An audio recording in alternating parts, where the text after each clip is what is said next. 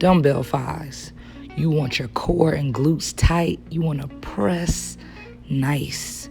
When you come in, really squeeze the chest and the glutes. You see the back angle? You want everything very tight and activated. Nice and slow. Breathing in and out. Slow and control.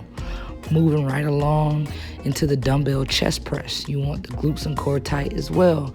Head forward and just a nice thrust. Quick tempo. You can have bent knees if you want more of your back involved, but if you want more chest, you want to keep straight legs, straight knees.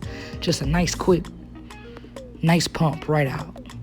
Moving into the angle raises. You want to be at a 45-degree angle, chest up, breathing on the come up, looking forward, nice and easy.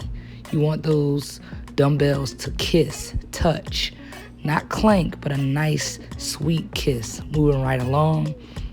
Lateral extension. Stand straight, nice and tall. Make sure your feet are shoulder width apart. Take your time, extending those arms and bring it back nice and slow to the center. Make sure you don't cave that back in. Make sure the stomach and chest is firm, right? I'm gonna hit you to a side angle so you can see what I mean.